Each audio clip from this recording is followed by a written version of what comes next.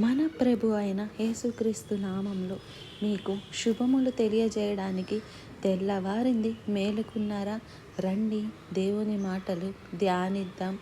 కొద్ది వారాలుగా మనం ప్రార్థన జీవితాన్ని గురించి నేర్చుకుంటున్నాం.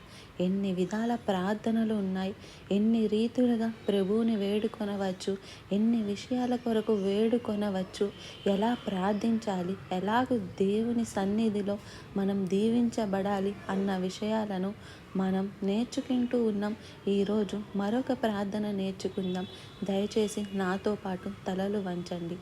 పరిశుద్ధుడా, నీకు వందనములయ్యా.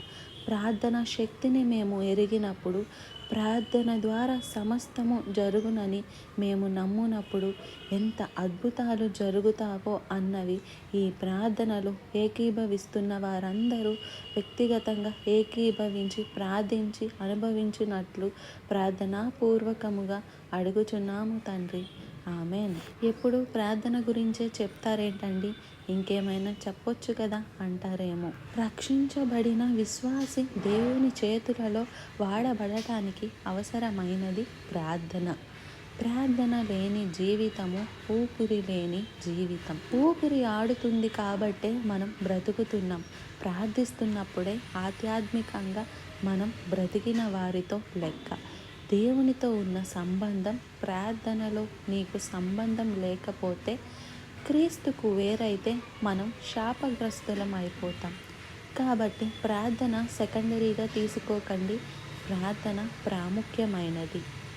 ప్రార్థన అంటే ఏదో ఒక క్లుప్తంగా ఒక మాట చేసి ముగించడం కాదు. ప్రార్థనలో ఎన్ని విషయాల కొరకు ప్రార్థించాలి, ఎంత శక్తి ఉన్నది, ఏమేమి మేలులు మనకు కలుగుతున్నాయి, ఎంత గొప్ప విడుదల దొరుకుతుంది అన్నది ప్రార్థిస్తూనే మనం అనుభవించాలి. ఎవరో అడిగారంట డాక్టర్ బిలీ గ్రహం గారిని, ఒక నేటి సంఘానికి అత్యవసరమైనది ఏది అని. ప్రార్థన అన్నాడట. ఇంకొకటి ఏంటి అని అడిగితే రెండవది ఏంటంటే ప్రార్థన అన్నాడంట. మూడవది ఏంటంటే సంఘానికి ఉజ్జీవానికి అవసరమైనది ప్రార్థన. ప్రార్థన ప్రార్థన ప్రార్థన అంత ప్రాముఖ్యమైనది. ఈరోజు మీరు ప్రార్థిస్తున్నారా? దేవునితో మీ మనసు కలిసే అంతవరకు ప్రార్థిస్తున్నారా?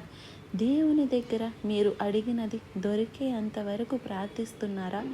విడువక ప్రార్థిస్తున్నారా? పరిశీలించుకోవాలి. మనం అందరితో పోరాడుతామండి. ఏదైనా ఒకటి సాధించాలంటే పోరాటం పోరాటం అనే మాట ఇవాళ వింటున్నాం. ఏంటి పోరాటం? ఎవరితో పోరాటం?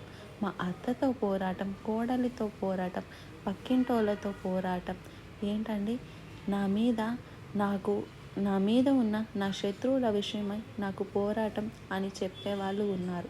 చూడండి, ఎలాగైతే ఎన్నిసార్లు కోర్టులు పెట్టినా, ఎన్ని వాయిదాలు పడినా నేను జయించాలి అని పోరాడుతున్నారు. చూడండి, ఎన్ని కష్టాలు వచ్చినా, ఎన్ని ఇబ్బందులు వచ్చినా, ఎన్ని పోరాటాలు వచ్చినా. కొంతమంది చిన్నపిల్లలు అయితే ఒకటే పోరాటం అండి పిల్లలతో అంటారు. ఏంటి పోరాటం? ఆ పిల్లలు ఏదైనా ఒకటి కావాలంటే అది ఇచ్చే వరకు రాసి రంపాలు పెడతారు మనల్ని కదా. అది ఇచ్చే వరకు ఏడ్చి గీపెట్టి దద్దరిల్లిపోయి ఇల్లంతా.